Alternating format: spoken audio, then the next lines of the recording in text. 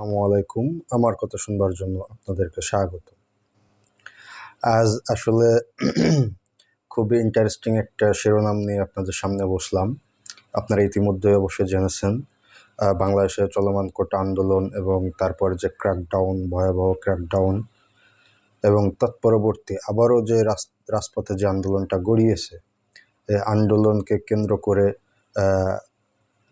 যে বিভিন্ন নাটকীয় ঘটনা কয়েকদিনের মধ্যে ঘটে গিয়েছে, তারই পরিপ্রেক্ষিতে আজকে হাইকোর্টে একটি শুনানি হয়েছে। সেই শুনানিতে মহামান্য হাইকোর্ট আজকে যে বক্তব্য বা বিবৃতি দিয়েছেন, এটা আসলে খুবই চমকপ্রদ। গত 15 থেকে 16 বছর এই সরকারের শাসনামলে এমন ধরনের কথা একদম সরাসরি সরকারের যারা খুঁটি হিসাবে দাঁড়িয়ে আছে, যারাই মূলত সরকারকে সাপোর্ট দিয়ে বসিয়ে রেখেছে এখনও চেয়ারে, তাদের বিরুদ্ধে এ ধরনের কথা আসলে আমরা কখনো ইতিপূর্বে বলতে শুনি নাই। এটাই প্রথম। তো সব কিছু মিলিয়ে এটা বলাই চলে, ধীরে ধীরে পরিস্থিতি সব কিছুই সরকারের নাগালের বাইরে চলে যাচ্ছে।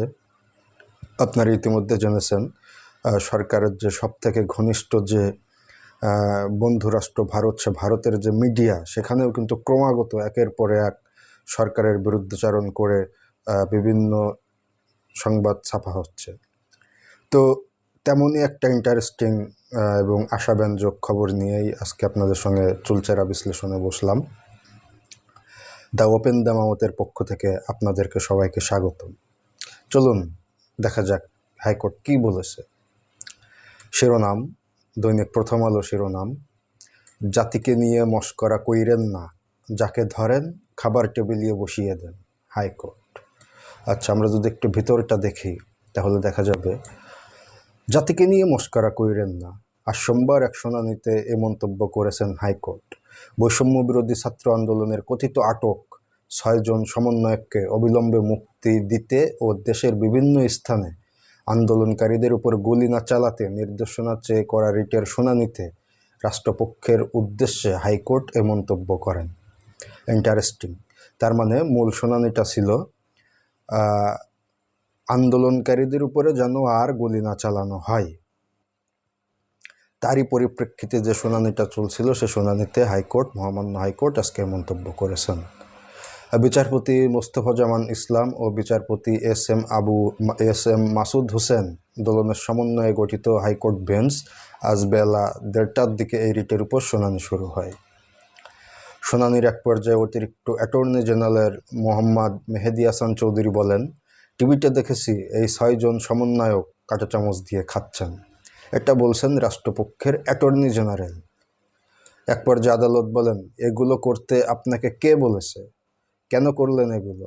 জাতিকে নিয়ে মশকরা কইরেন না, যাকে নেন ধরে একটি খাবার টেবিলে বসিয়ে দেন।